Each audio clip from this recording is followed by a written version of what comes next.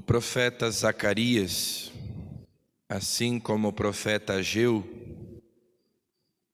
que nós ouvimos nos 2 últimos dias, é da época da reconstrução de Jerusalém após o exílio da Babilônia.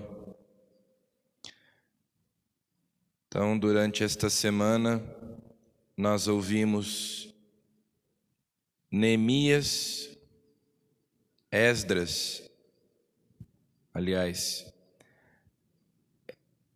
e Neemias foram responsáveis pela reconstrução do templo, pela reconstrução de Jerusalém. Depois, lemos o profeta Ageu e hoje, Zacarias. E Zacarias tem uma visão, alguém que vai tirando as medidas de Jerusalém, alguém que é incumbido de medir a cidade, justamente para a obra da reconstrução.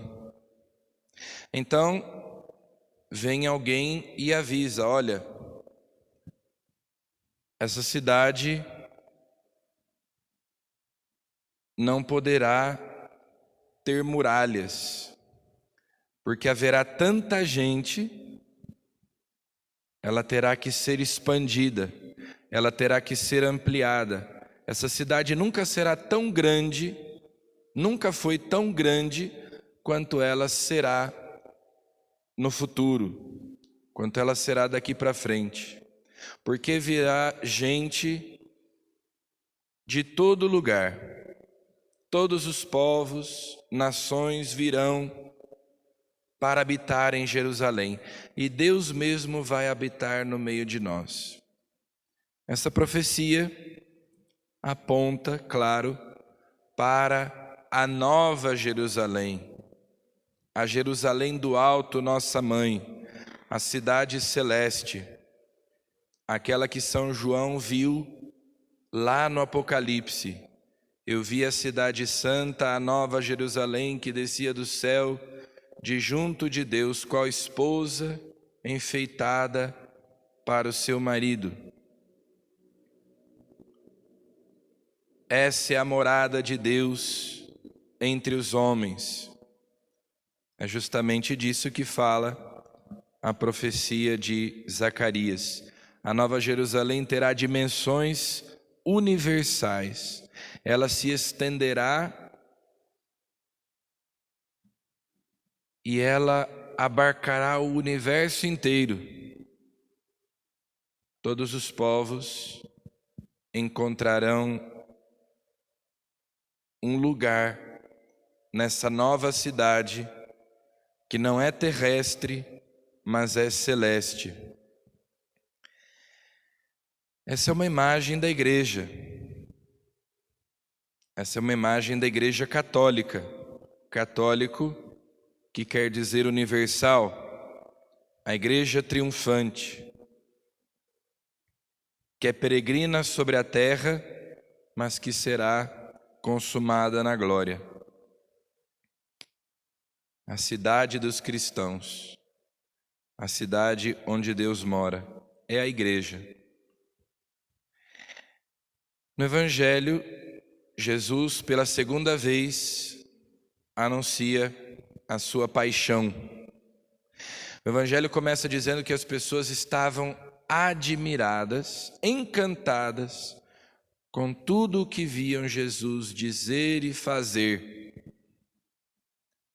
E quando as pessoas estavam no auge da sua empolgação, Jesus vem e diz: o Filho do Homem será entregue nas mãos dos homens. E como sempre, os discípulos ficam desconfortáveis, escandalizados, sem compreender as coisas que Jesus dizia, com medo de perguntar. Nós diríamos hoje, ficava aquele climão. Ninguém tinha coragem de perguntar. Na verdade, eles não podiam acreditar que aquilo que Jesus dizia fosse verdade. Como pode? Esse homem ressuscita mortos, devolve a vista aos cegos, faz andar os paralíticos, cura leprosos. Como é que pode ele agora dizer que será crucificado? Então, eles tinham medo de perguntar. Eles não queriam tocar no assunto. Aquele assunto incômodo. E, na verdade, nós sabemos que os discípulos só compreenderão que Jesus veio a este mundo para dar a sua vida, que Jesus desceu do céu, Ele, o Filho de Deus, não porque estivesse entediado lá no céu, Ele veio para morrer no nosso lugar, veio para nos salvar. Os discípulos só compreenderiam isso com a vinda do Espírito Santo em Pentecostes. Depois que todos aqueles fatos aconteceram, embora Jesus tivesse antecipado para os discípulos as coisas que aconteceriam, eles não eram capazes de compreender, porque eles ainda tinham uma fé imatura.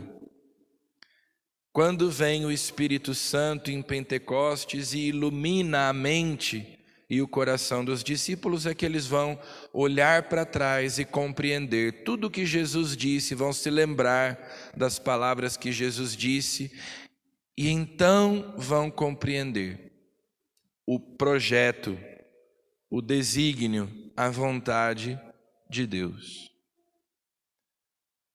Então nós devemos pedir ao Espírito Santo que ilumine sempre a nossa mente e o nosso coração, para nós compreendermos as palavras de Jesus, as palavras da Escritura, e compreendermos o plano de Deus na nossa vida, os desígnios de Deus, a vontade de Deus na nossa vida, e sabermos também aplicar a palavra de Deus aos acontecimentos concretos da nossa vida. Nós somos a Igreja de Deus, a Cidade Santa, a Nova Jerusalém. A igreja é o reino de Deus presente na história. E nós estamos caminhando para a consumação na glória entre alegrias e tristezas,